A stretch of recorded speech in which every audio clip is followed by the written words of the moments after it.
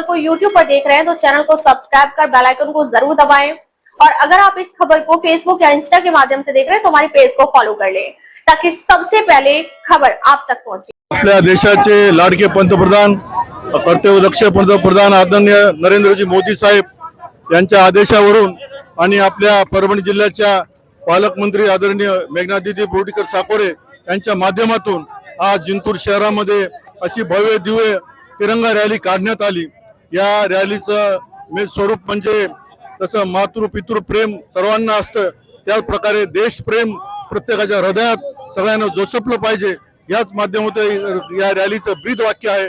आणि या रॅलीच्या माध्यमातून आज जिंतूर शहरात सर्व स्तरावर नागरिक सर्व शाळेचे विद्यार्थी या ठिकाणी स्वतः उपस्थित होते आणि आवर्जून आज जे आमचे सैनिक असतील माजी सैनिक असतील त्यांची भी उपस्थिती उल्लेखनीय होती आणि त्यांनी केलेली आज कामगिरी आपल्या देशासाठी आणि खरोखरच आज एक असं भाग्य म्हणावं सर्वांचं आपलं की आज रोजी सगळ्या माध्यमातून सगळे लोक आज सगळे नागरिक या ठिकाणी जमा झाले आणि आज या रॅलीला आता जिंतूर शहरातून उत्स्फूर्त प्रतिसाद भेटला आणि या निमित्त सर्व नागरिकांना भारतीय नागरिकांना उद्याच्या 15 ऑगस्टच्या शुभेच्छा देतो आणि परत एकदा माझे 2 शब्द संपवितो। जय हिंद जय महाराष्ट्र।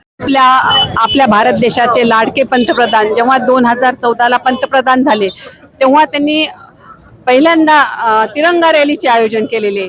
आज आपण बघतो घर घर तिरंगा हर हर तिरंगा। आज सगळ्या भारत देशात जर बघत असेल तर तिरंगामय वातावरण झालेलं आहे। आदरणीय पंतप्रधान असतील आपल्या राज्याचे सन्माननीय मुख्यमंत्री तसेच आपल्या पालकमंत्री आदरणीय दीदीच्या नेतृत्वात आणि बोर्डीकर साहेबाच्या आयोजनात ही जी जिंतूर शहरामध्ये आपण रॅली काढलेली आहे या खरं जर आपण पाहिलं तर या रॅलीला अभूतपूर्व प्रतिसाद मिळालेला आहे। आपण बघताय सगळ्या शाळांनी ते सहभाग घेतलाय पण प्रत्येक क्षेत्रातला व्यक्ती आज रॅलीला आनंदाने आणि उत्साहाने एकत्र होता।